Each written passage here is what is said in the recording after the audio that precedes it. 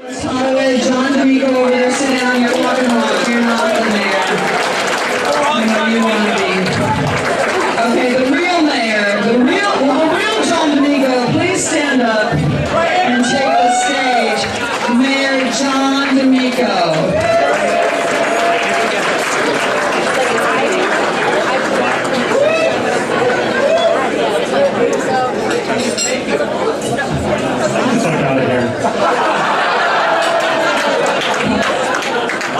I mean, oh, is this on?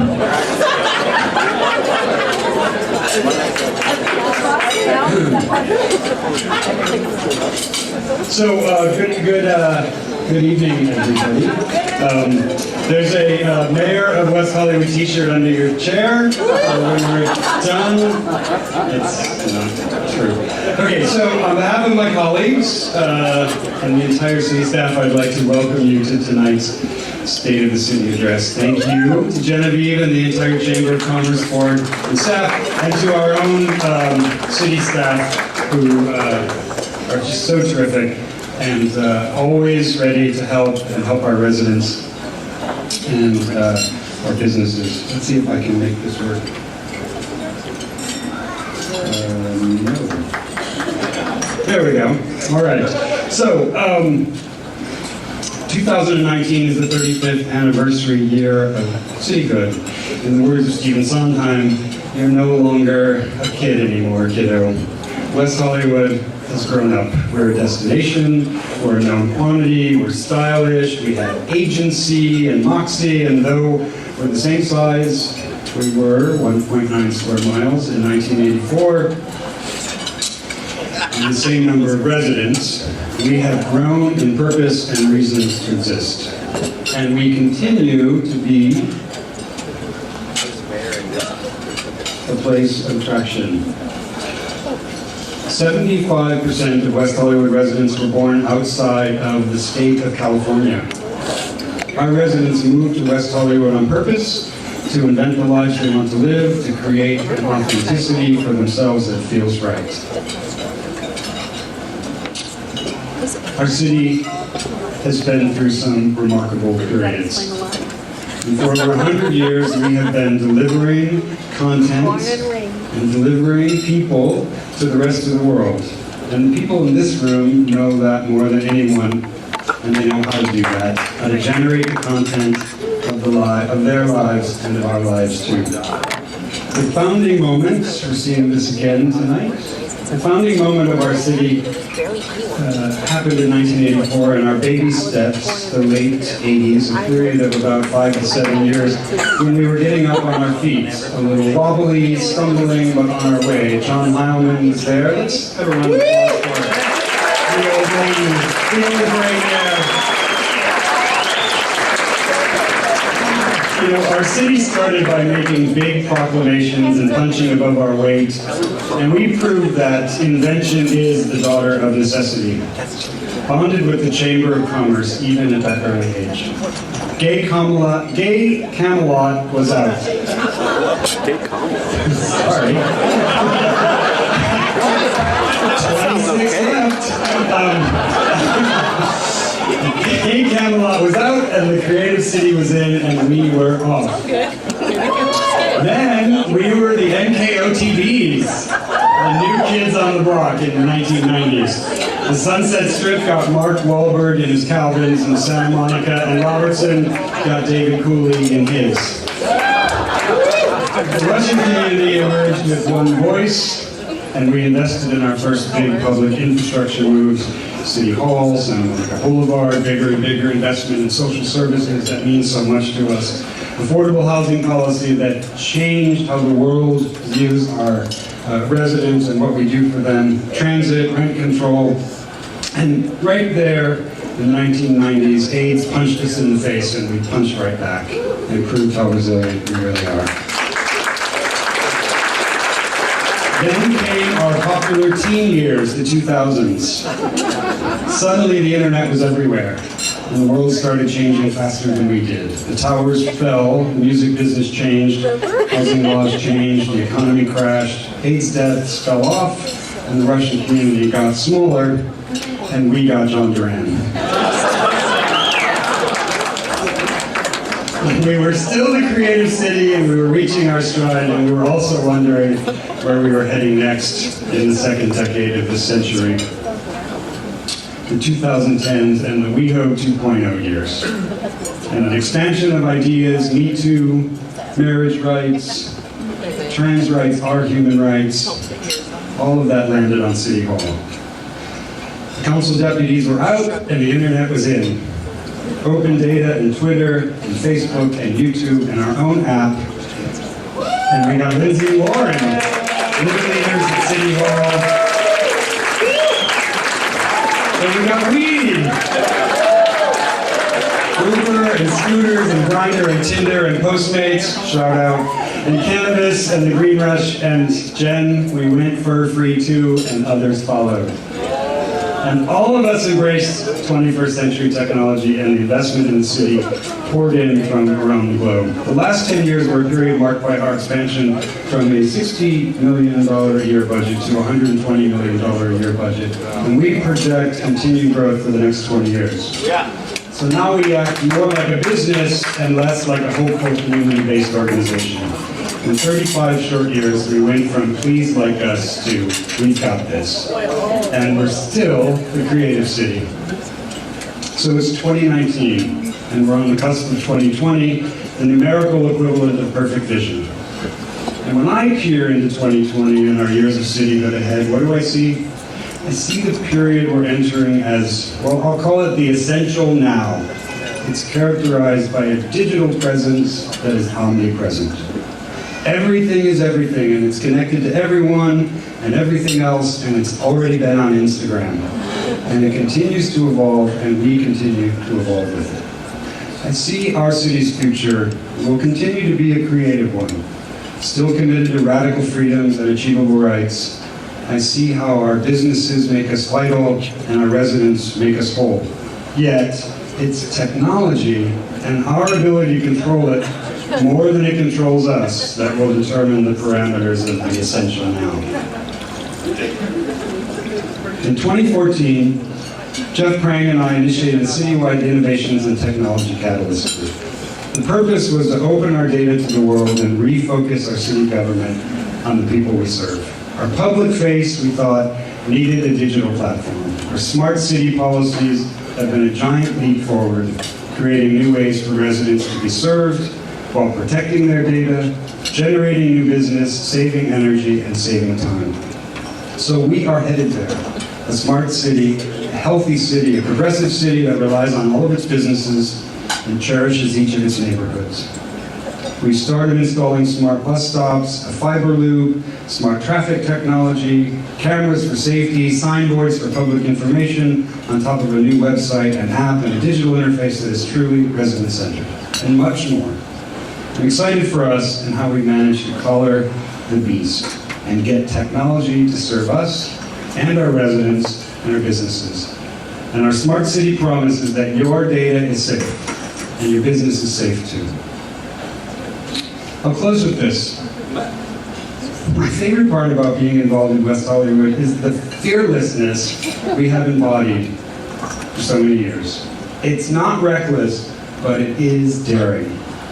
And there is more newness coming, and our willingness to embrace the technology that supports our businesses is key. We will invest in our residents and appeal to people from across the globe to keep coming here. It will keep us relevant.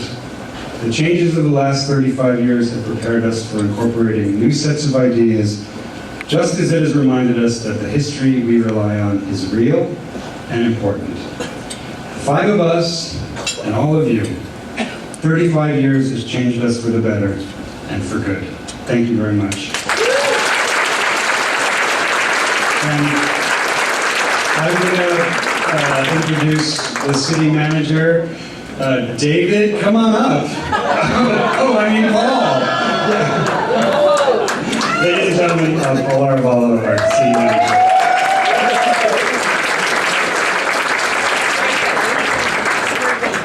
Okay, where's the real John D'Amico?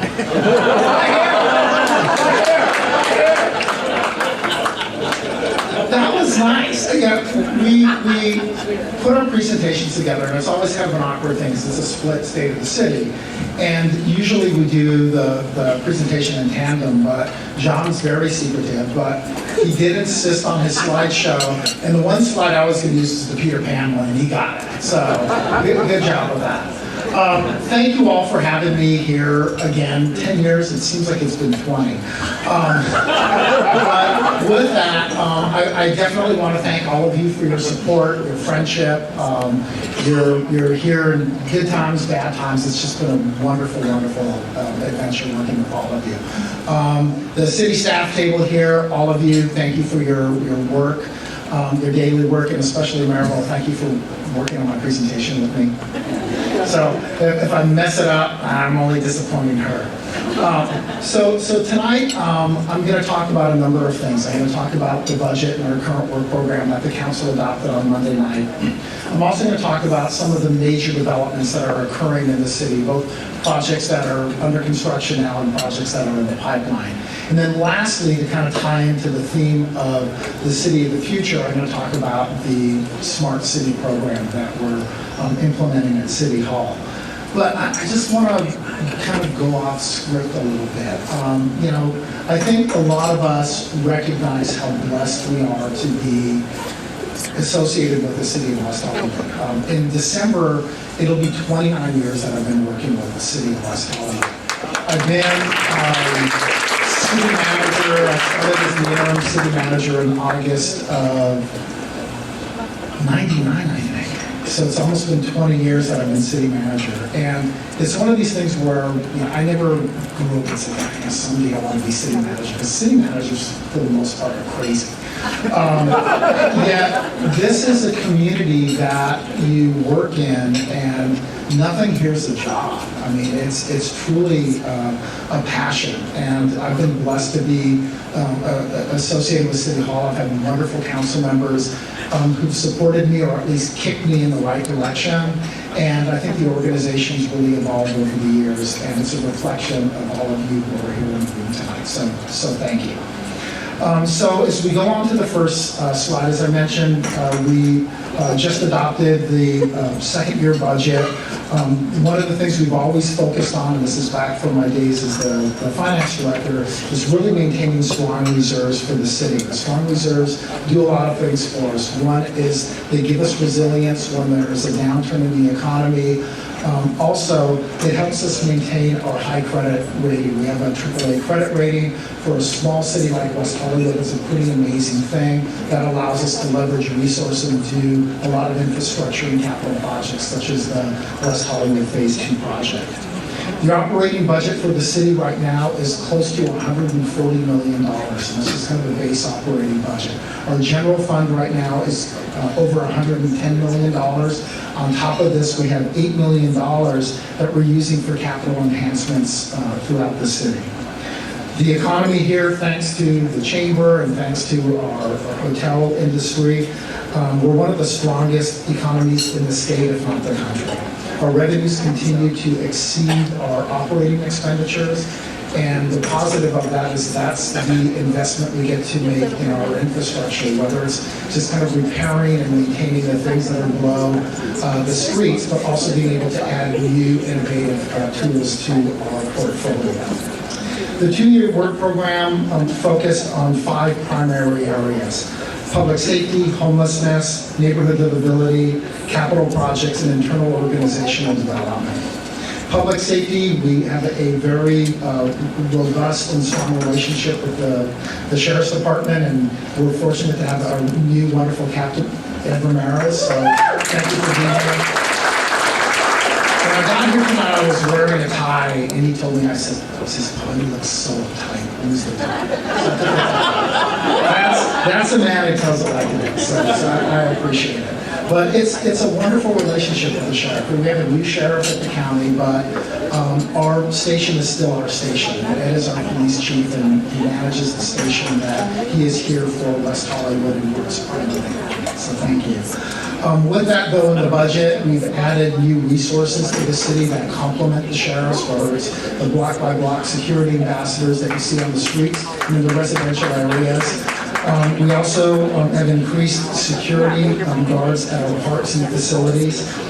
We've also, as part of the Smart City program, this is something that Francisco Contreras and his team have led, we've started a WeHo Smart Camera program. It's a pilot program that collects mobility data and safety data. We have it at 4 key intersections. And it's just an amazing tool and resource for public safety. Homelessness is a challenge.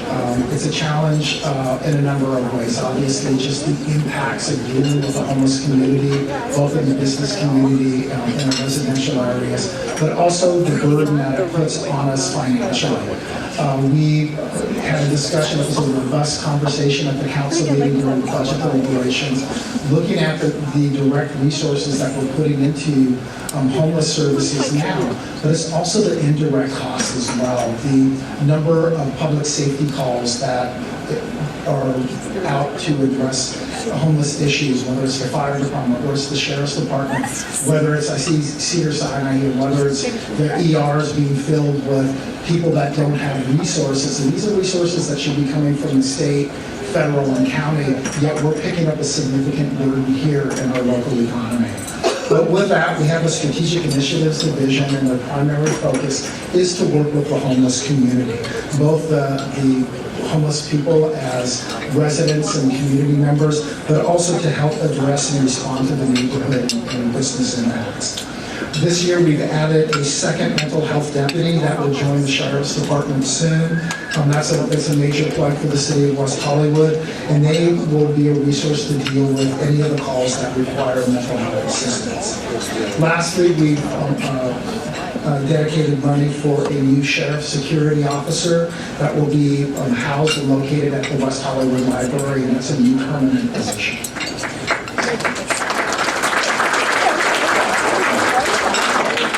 Neighborhood livability, that's one of the primary challenges in West Hollywood. We're a unique city, we're a densely populated city, we're an exciting city, but it's all up against residential neighborhoods. So that's always a challenge from public safety and code compliance as we deal with these issues.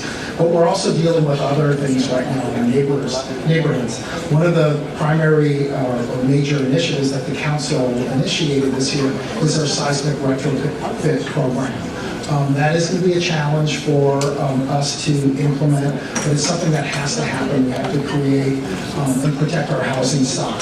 So the council has assigned and dedicated resources to provide in-house support at City Hall to provide assistance for property owners as they implement the seismic retrofit ordinance. Also, on a positive note, the city continues to advocate for light rail. One of the things we're doing this year is a survey to identify revenue sources that can help accelerate the rail to the city of West Hollywood. That's a good one. For capital projects, we have a number of capital projects happening to tie into the theme of smart cities.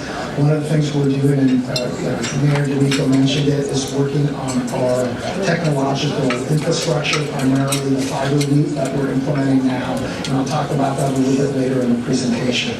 Also, pedestrian improvements. We're doing those throughout the city. For any of you who drive on Fountain Avenue, you'll see a number of new tools that we've implemented there, including the new in-road warning lights on Fountain Avenue, and we're going to be rolling those out to other parts of the city. And of course, when it comes to capital projects, the major project we're working on right now is Phase 2 of West Hollywood Park. That seems to be the gift that keeps giving. It's a major undertaking. And again, we're talking about a small city, but here we are doing, when we're all said and done with that project, it's over a $200 million project. And by doing that, not only are we creating new facilities, we're creating 5 acres of open space in the park. It's a major investment for the city. It's a positive thing.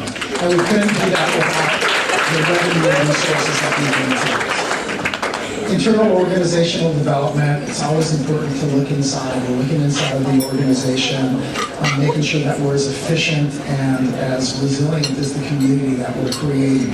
A couple of things we're doing.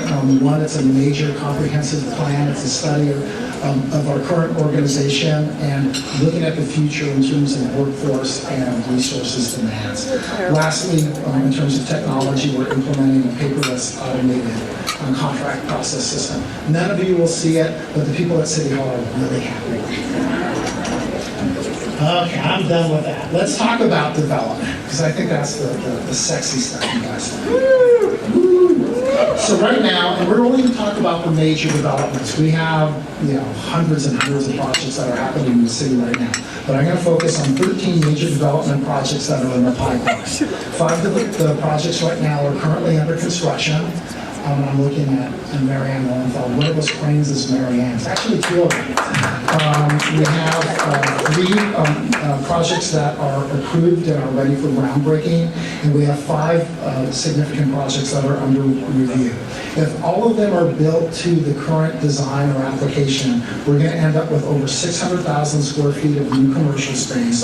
We're going to have over 300 new residential units, which also includes affordable units, and we're going to have close to 1,250 new hotels.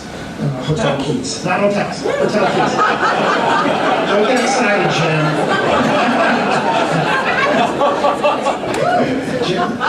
Jim will say, I'm going to get you clients. No, I'm sorry. And I think you're already working on all the projects. So as we all know, projects take years to get completed. And as we're standing here in the beautiful One Hotel. By the way, just the rebranding and the work that's been done to upgrade the hotel is nothing short of spectacular. But this is a work in progress. This is 2 decades. It took a long time to get here. So it's hard for me to say that, but we have to be patient. All right, so let's kind of look at some of the projects. We're going to start with 9040 Sunset. This is the West Hollywood Edition Hotel. 191 keys. It's going to have 20 residential units. That's commercial space, restaurants, and a nightclub. And it should be open any day now. I was fortunate to take a tour of the property a few weeks back. It is spectacular. Also, 8899 Beverly. It's a residential project. We're looking at a 10-story building. It's a reuse of an older building. It's going to be 76 units.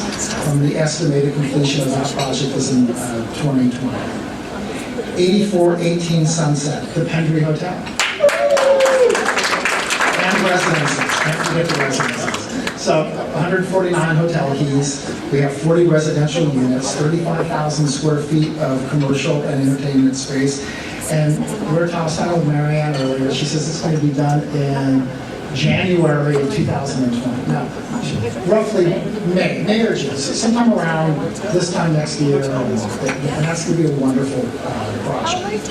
1041 Formosa. This is at the lot. It's a new building that's being built. It's the courtyard at the lot. 6 stories, approximately 100,000 square feet of media office space. And this will be completed in next year, 2020. 1040 La Brea Hotel is being designed there. 9 stories, 85 rooms, 8 residential units, 41,000 square feet of commercial space, and we're looking at again groundbreaking early next year. Yeah, that's Sim. Actually, no. The lot project is CIM. This is run out of CIM's office, but it's not a CIM project. I know some. And what's good too is I can make things up, and you can do like a fact check. Like last night when Donald Trump had his kind of launch for his campaign and did a fact check, and he just lied about everything. So you can fact check me later.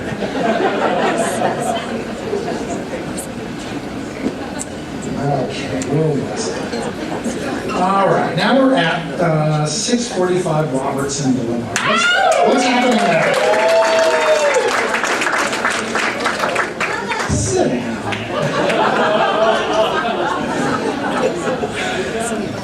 Okay, this is the Robertson Lane Hotel. Do you want to get how many rooms? 6 lines. 6 lines. 241 hotel keys, on-site restaurants, on-site nightclub, retail space, design showroom, 10,000 square feet of ballroom and banquet, and 6,000 square feet of pre-function space. So we're going to be partying there. That's going to be awesome. And where's Jason? Jason, where are you? When are we doing the groundbreaking? Whatever you want. Right now. I've got a shovel in my office, we'll go out there and start. But we're looking at groundbreaking sometime early next year. They're working on the construction drawings, doing a little bit of cleanup on the design. That's going to be an amazing project. So thank you to everyone for that. 8920 Sunset, the Arts Club.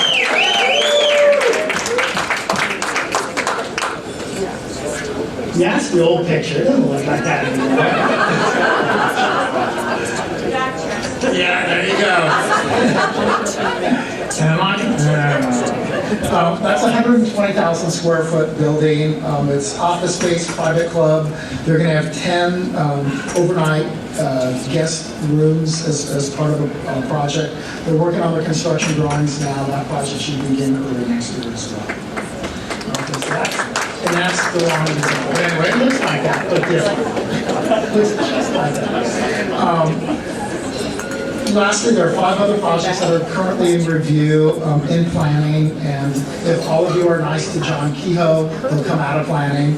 And these are projects, if they go through, we have another 570 hotel keys, we have over 100 residential units, we have many new restaurants, bars, office space and retail space that's being planned for West Hollywood. So from a development perspective, we're still very attractive and people want to be here and people want to invest in the city.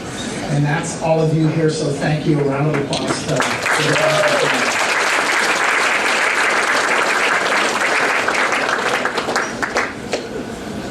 All right, now let's talk about creating the city of the future.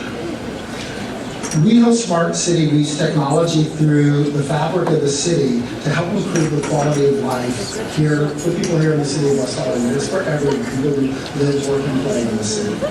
Our Smart City strategic plan was designed to be human-centered and built around the unique qualities that help build the city of the future, and that's the city of the future, which will be the new West Hollywood. It starts with a smart city privacy plan, really managing the data and defining the data that we collect and understanding how we want to use it for the public good and to make sure that we're always working to enhance the WeHo experience. In order to build the city of the future, we have to improve our current infrastructure. Mayor D'Amico talked about it. We're working on the fiber loop. We're working on a new wireless structure. It's a 5-year plan.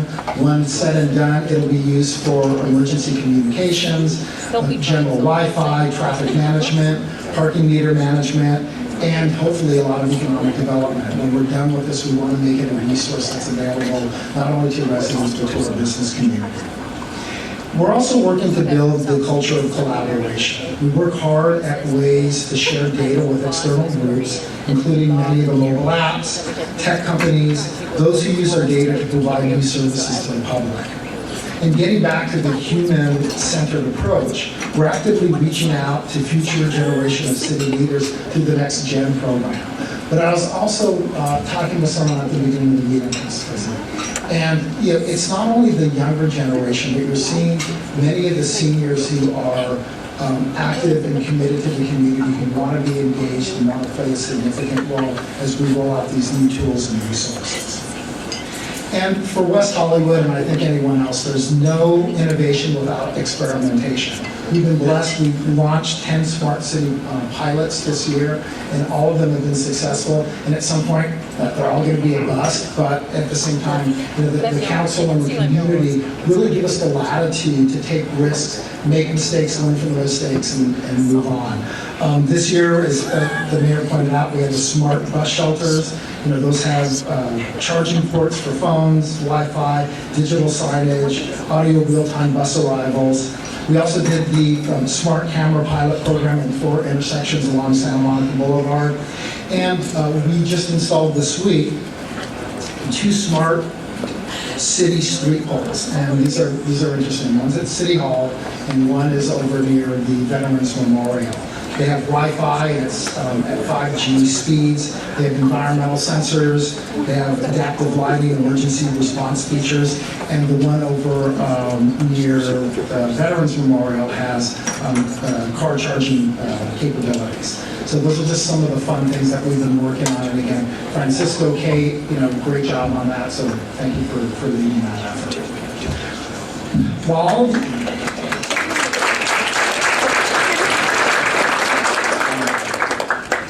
all of these tools are exciting, we also need to disaster-proof our future. And this is kind of a boring part of the conversation. We've invested in backup systems that can keep the city running during power outages and when hardware breaks down, similar to the slide. Providing personalized, high-quality service to the community is our #1 goal. At City Hall, we use technology to help automate processes. We've implemented an electronic plan check for the community, so when you do building and safety, you can submit your plans electronically. Also for rent stabilization, we have a new online portal that allows for landlords and property owners to register new tenancies and pay registration fees online. We also have, in this number of years we've had this now, but we're exercising the tool better, is the city's open data portal. It's a highly detailed information in a user-friendly way that helps engage and inform the community. We have open budget that takes the large complex documents like the budget and makes it user-friendly with interactive tools. We also have an info map that makes it easier for the public to find out what's happening in the city in regards to projects, building permits, and other types of development activity in the city.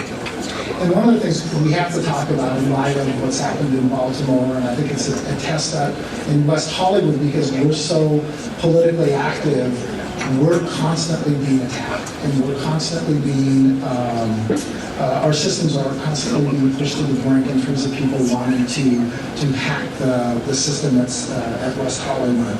Cybersecurity is one of the #1 priorities of our IT division, but also with the training that we do with city staff, everyone knows that every employee plays a role in keeping our systems safe.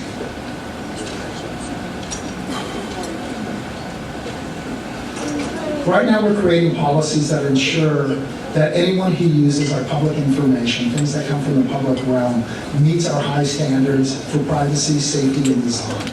And if you want to understand a little bit more information, we're showing the links up here that you have more information on our budget and also on our open data portal. You can access those from your phone. So that concludes my boring report. And what I'd like to do now is introduce our keynote speaker. Ashley Hand is here. Hi, what's up? And her husband, who's here, can't take it because the husband's going to come up and finish her report. So that's dedication. We partnered with Ashley Hand to help put together our Smart City Master Plan here at the City of West Hollywood. She works with a number of cities around the country, and we chose her as a partner because of her approach that while technology seems to be the driver of smart cities, it's really all about the human aspect and how we interface and interact with technology. So with that, Ashley, come on.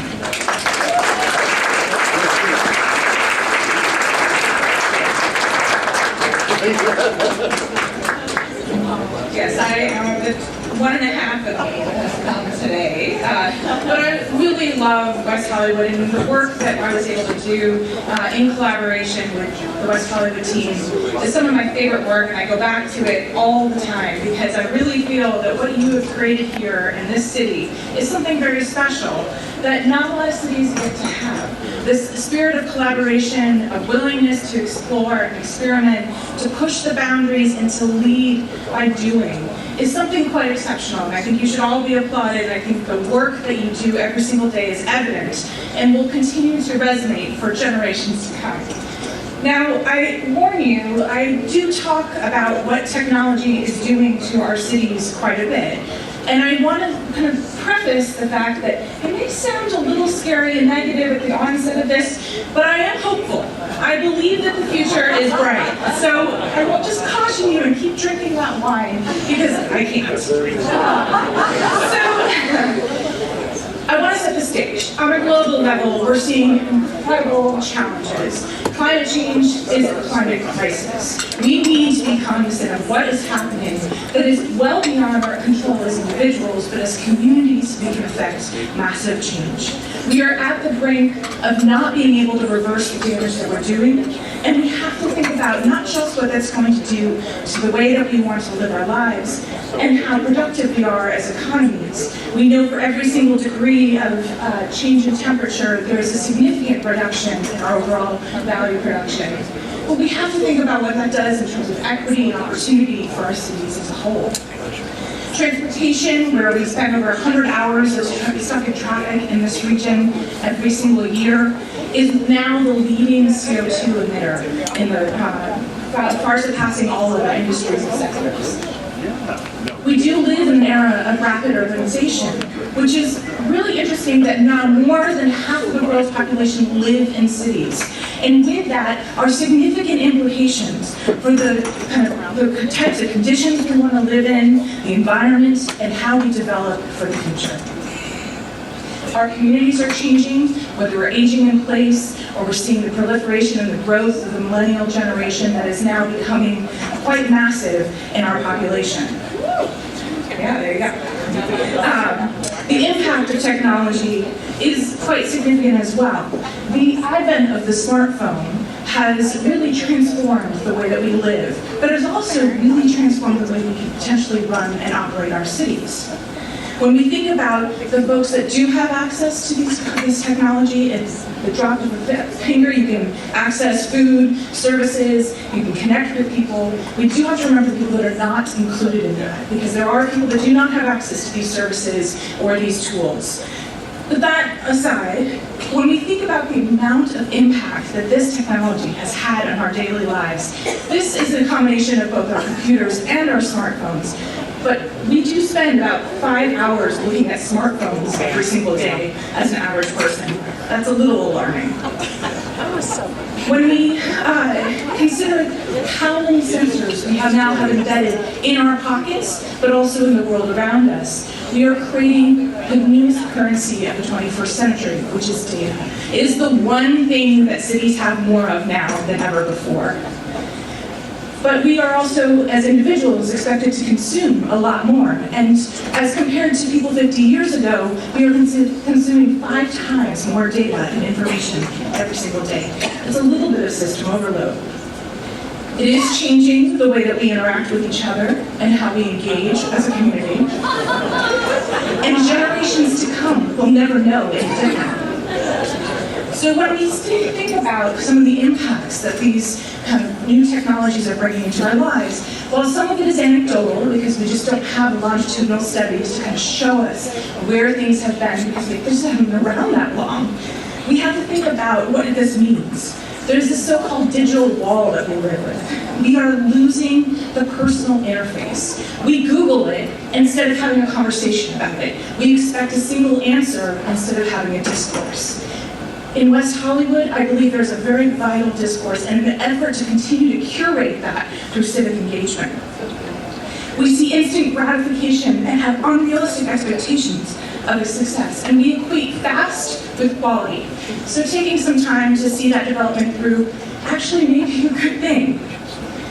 The self-worth and this kind of assigning consequences and trying too hard to please are isolating people, creating depression, and making us feel less connected in an increasingly more connected world. And with that 5 hours a day on a phone, are we being a little too distracted to live? Are we creating the types of experiences, the places and spaces we want to live as a society? And finally, when we start to think about things like checking your phone for that text instead of the importance of focusing on the road while driving, we are clearly putting value on technology over human life. So when I first moved to Los Angeles the first time, this was a tool that you could use to navigate around the city. Now we have a cognitive dissonance because people rely on their phones to navigate for them. We are losing our connection to place because we rely on technology to tell us where to go. But there are positives. We are shifting as an overall economy to this away from some of the consumption of the 20th century and more towards this collaborative approach.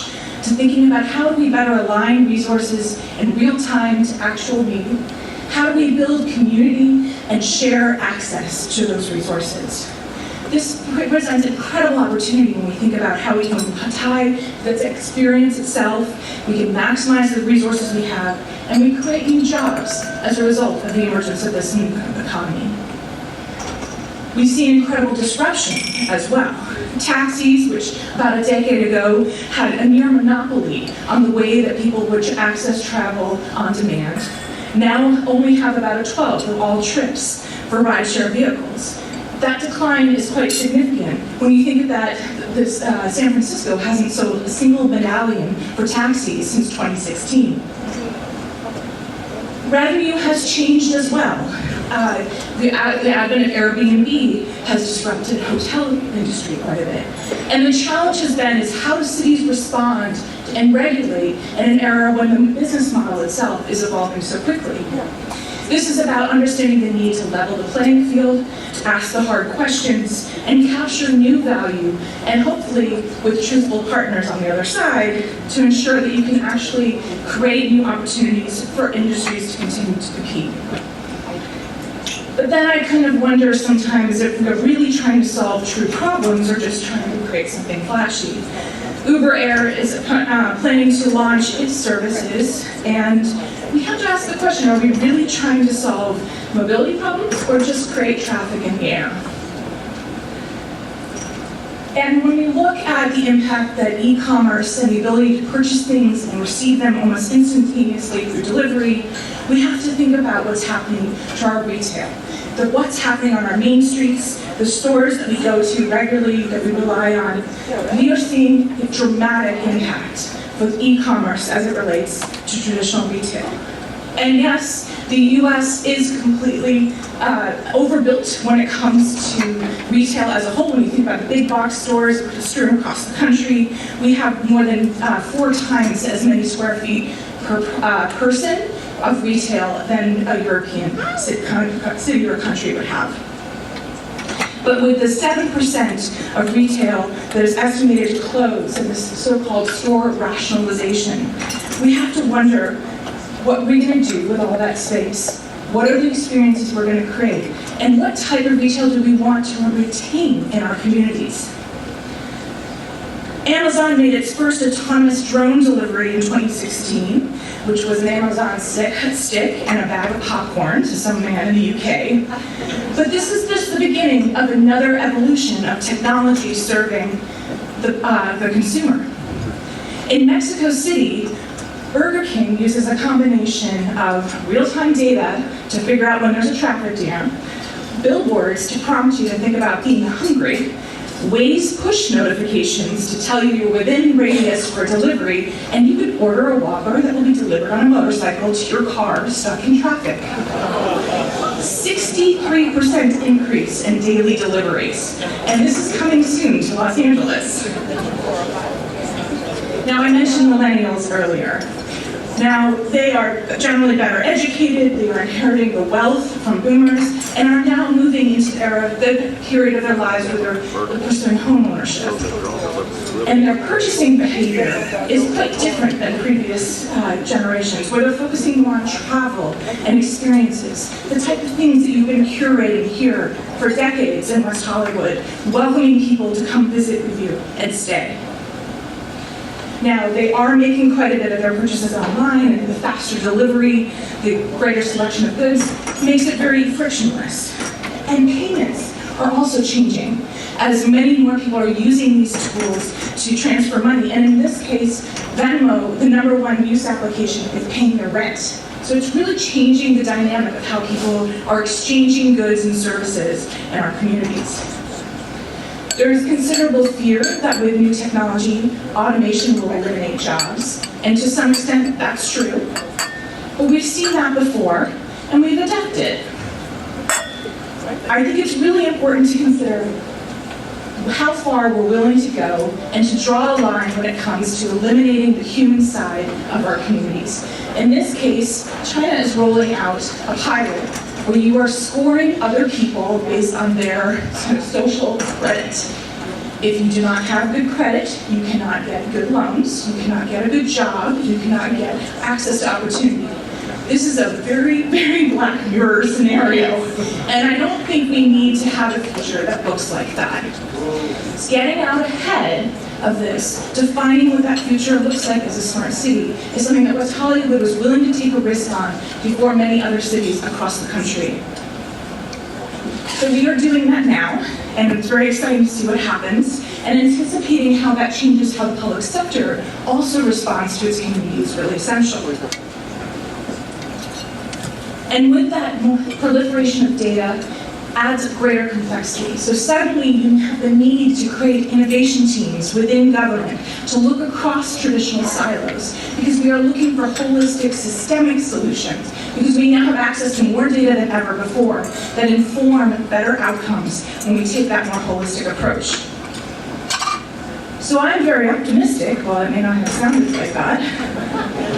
And our fascination with technology in the city spans decades and generations. These two covers are over 100 years apart, or nearly 100 years apart, and really show our fascination with how we embed technology into the way that the city drives our urban experience.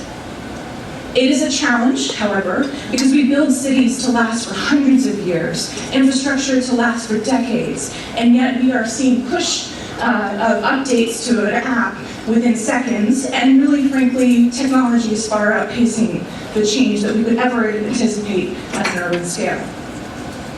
So there is no single definition of what a smart city is, which is why it's really important to have one for yourself. And I think one thing that has been alarming is how there's a bit of hyperbole in the kind of tech sector itself about what a smart city can be and what it can do. But there is still considerable value. And in short, to kind of highlight what a smart city truly is, in the most fundamental way, it's taking things with sensors, which are all of you, all the things that are out in the built environment, things that are moving, that can collect information. It communicates with stuff that provides that backbone, whether it's the fiber network that you're building or the Wi-Fi at your bus shelters. And it enables decisions with data. And it creates a feedback loop for a more responsive environment. So suddenly, your garbage bin can tell you, don't come on a schedule, come when it's full. The growth of IoT is quite remarkable. And we're up from 20 billion in 2006. This so-called Internet of Things, anything that can be connected and share data, is going to create lots of opportunity for different types of problem solving. Now, there are several evolutions of what a smart city has been. There's the top-down, IBM, Cisco, we're going to solve and make it easier for you, city manager, to run your city, the clockwork city. So this is, how do I make my buses run more efficiently? But that evolved, and with the Obama administration and push at municipalities across the country, we started to see people opening up public data and making it publicly accessible.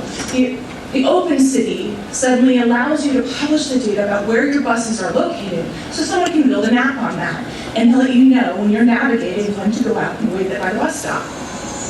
The emergent city is much more dynamic and much more complicated because it introduces more players, all of you, to the table to problem solve. It enables a more dynamic conversation because it leverages the data that we've got. And now suddenly, it's not just a bus, but any vehicle that could be repurposed to share a ride to help people move around the city.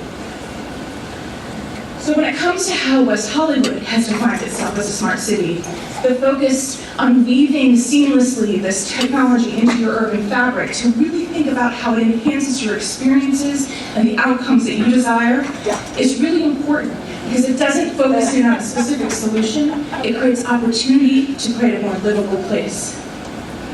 So we are truly moving from this snapshot view of the world to this more real-time view of the world, which opens up the possibility, what does that mean? How does that change the way that we interact with each other? And how flexible can we be in accepting that change? But I caution that no technology is a panacea, so we must invest in people, in policy, and in process improvement to really ensure that no matter what the latest and greatest shiny object is, we are ready for that future. Because being a smart city is not an end state. You don't get an award at the end of the day. but it's a process of redefining how we live and work and play as enabled by that technology. So why a smart city? I'm going to give you a few quick numbers to kind of help understand the incredible potential economic impact this will bring. So when we look at kind of overall impact on our GDP, this kind of bringing in technology to make us work more efficiently, to make our cities run more seamlessly, can really be quite powerful.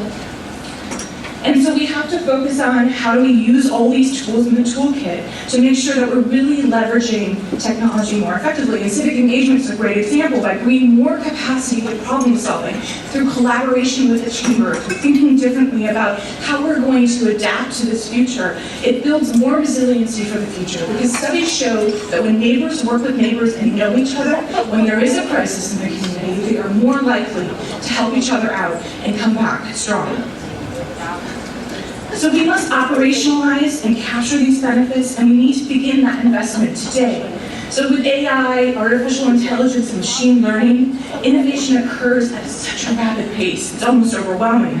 So West Hollywood has done something really great by saying we are going to focus now on building data capacity within City Hall so that we can understand this wealth of data that we now have available to us, to make sure that we're leveraging it and making decisions as an organization and sharing that information with our community at large.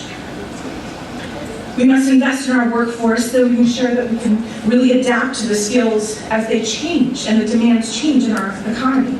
This means we need to focus on things like communication skills, because now we're telling stories from data. We need to look at what the impact of the reduction of those mundane tasks that have been reduced by automation, and how that will open up creativity in the way that we work and solve problems. Our integrated services will make our city much more affordable to live in, much more accessible to get around, and overall a more enjoyable experience. And that focus on customer experience was at the heart of every single conversation that I had with Francisco and the entire City Hall team. It requires so much more commitment to really understand what the user wants, what the person at the other side of the phone or on the other side of the counter is looking for. To put that first is evident in all the work that they're doing around Smart City specifically. And I think that commitment to the human touch, to not bypass the importance of being connected to people, will be important when it comes to who comes to visit the city in the future as well. Because we must consider that human scale as a part of the smart city as a whole. And with new financial instruments, we will be able to create seamless participation in a networked, all-in economy. This will be characterized by collaboration, by transparent commerce, and new forms of employment. This is going to create jobs that you never even thought of before. Just think about the whole industry of people that go around charging birds. All right, didn't think that was going to be a job description, but there you go. Now, open data has economic impact as well. It's estimated to contribute to about $1 trillion of GDP growth over the next several years. It's incremental, but it's important. And cities like West Hollywood can help be at the advent of helping create new businesses. Zillow is a great example of a business that was built on opening up data from county assessors. How do we understand the real estate values in our cities? We build a company on it to open that data up and now leverage that data and put it out in a form that people can appreciate and consume and use. So real-time data will continue to further that potential for entrepreneurship and innovation. As a so-called fit for the city, now all of a sudden you have a whole new role in managing assets, increasing opportunities across sectors to engage in new business models. You can create partners and collaborations to work on solving those problems because you have this fluid language of data. And new job opportunities again, because we have to have the capacity to address the incredible volume of data. And with all the work that we need to do in building infrastructure in this country, the ability to think about how do we create that digital overlay to ensure that we're working towards the type of future that we want, we can start to see how that technology will continue to add value to those investments. Because if we can run them more efficiently, greater connectivity, which allows for cost savings by streamlining services, or sensors that allows us to optimize the use of our existing assets, we really truly can do more with less. And measuring impact then becomes key to that success, that feedback loop that I mentioned a while ago. Advanced analytics are allowing for us to extract actionable intelligence to prevent and predict what's possible in the future. This is where I think aligning digital technology, the tools that we have in the Smart City Toolkit, with how we create better places will truly build a resilient West Hollywood for generations to come. And just in summary, I think it's important to recognize you don't need to be a tech hub necessarily to be an innovation leader. In fact, the diversity of economy is important to West Hollywood, and cultivating its reputation as a place to test, pilot, explore, and innovate will improve connectivity and entrepreneurship on multiple folds. So I think it's really important that that continues. And we have to acknowledge that the future is uncertain, but that's all right. Fostering that culture of data and innovation will ensure you are resilient and adaptable in an era of uncertainty. And then, while technology winners aren't clear, we don't know it's going to be Uber that's going to do the next thing, or it's going to be Google that does that next thing. Data analysis and new technologies have afforded more stakeholders the opportunity to participate in the prioritization of what's possible and what's important. And finally, of the many things that this approach brings is that these benefits are measurable. You can be accountable for the outcomes, and you can continue to grow from there. And one of the many things that I learned while working with West Hollywood over the last couple of years was really that if you want to engage people in a conversation about something maybe a little difficult to talk about but important to bring, always have to bring the puppies. And I know Francisco knows what I'm talking about. Thank you so much for your time. Congratulations on all that you've accomplished. We very much look forward to continuing to support.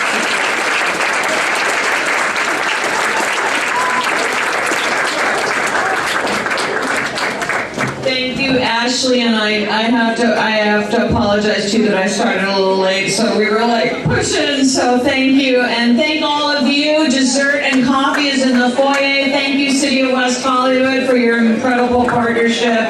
Thank you, all of you, for your membership and for being here. Thank you.